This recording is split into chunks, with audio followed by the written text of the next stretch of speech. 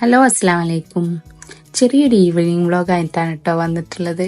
വൈകുന്നേരം ഒരു 7 മണിയൊക്കെ ആയപ്പം വെറുതെ ഇങ്ങനെ ഇരുന്നപ്പോൾ കുട്ടികളായിട്ട് പുറത്തൊന്നും ഇങ്ങനെ നടക്കാൻ ഇറങ്ങാൻ വിചാരിച്ചിട്ട് വന്നതാണ്. അപ്പൊ ഇവിടെ തൊട്ടടുത്തൊരു ഫാമിലി പാർക്ക് ഉണ്ട്. അപ്പൊ അവിടെയൊക്കെ പോയിട്ട് കുട്ടികൾക്ക് കുറച്ചു നേരം കളിക്കാമെന്നൊക്കെ കരുതി ഇങ്ങനെ നടന്നു പോവാണ് കേട്ടോ. അപ്പോൾ കുറെ കാലമായിട്ട് ഇങ്ങനെ വണ്ടിയിൽ തന്നെ പോയിട്ട് നടക്കാനൊരാഗ്രഹം തോന്നിയപ്പോൾ അങ്ങനെ നടക്കുകയാണ്.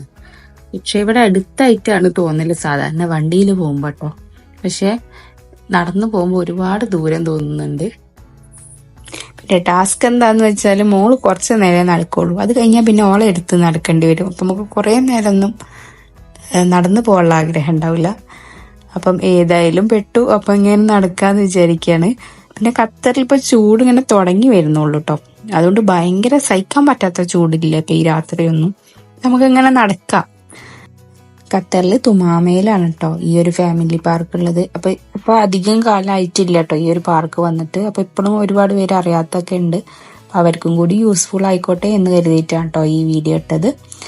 അപ്പോൾ നമ്മൾ പാർക്കിലേക്ക് കയറി. അപ്പം വീക്കെൻഡ് ആയതുകൊണ്ട് തന്നെ അത്യാവശ്യം നല്ല തിരക്കുണ്ട് കേട്ടോ.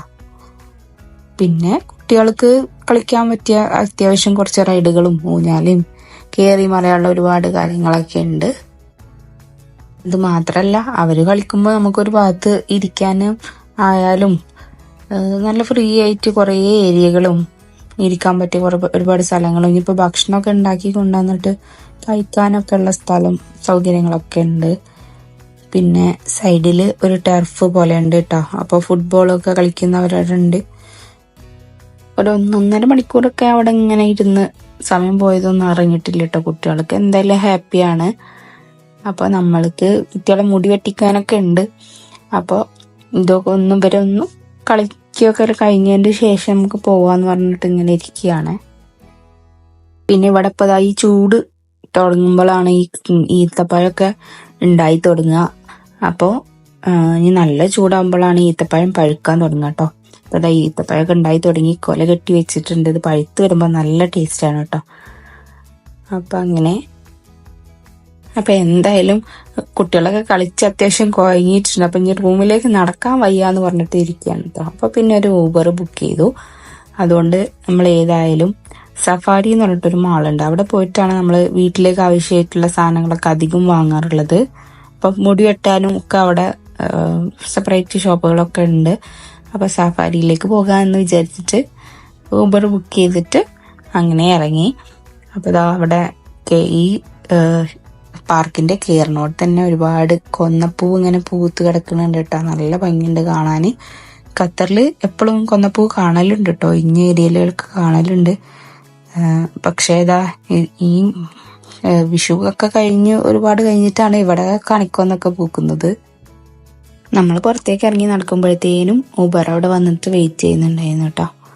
അപ്പോൾ അബ്ബയും മക്കളും അവിടെ ബാർബർ ഷോപ്പിൽ കയറിയിട്ട് മുടി വെട്ടിക്കൊണ്ടിരിക്കുന്നുണ്ട്.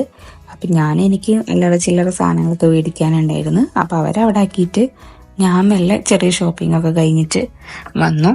പിന്നെ മോളില് ഫുഡ് കോർട്ടിൽ പോയിട്ട് എന്തെങ്കിലും കഴിച്ചിട്ട് പോവാന്ന് വിചാരിച്ചു. അപ്പത്തിനും ഒരു 12 മണിയൊക്കെ ആയിട്ടുണ്ട്.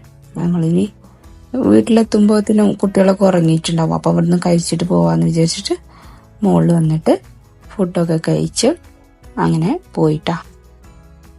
അപ്പൊ ഇത്രയൊക്കെയാണ് കേട്ടോ ഒരു ചെറിയൊരു വീക്കെൻഡ് വ്ളോഗാണ്. ഇഷ്ടപ്പെട്ടാൽ ലൈക്ക് ചെയ്യാനും കമന്റ്സ് അറിയിക്കാനും മറക്കരുത്. ചാനൽ സബ്സ്ക്രൈബ് ചെയ്യാതെ കാണുന്ന ആരെങ്കിലും ഉണ്ടെങ്കിൽ സബ്സ്ക്രൈബ് ചെയ്യാനും മറക്കരുത്. എല്ലാവർക്കും താങ്ക് യു ഫോർ വാച്ചിങ്.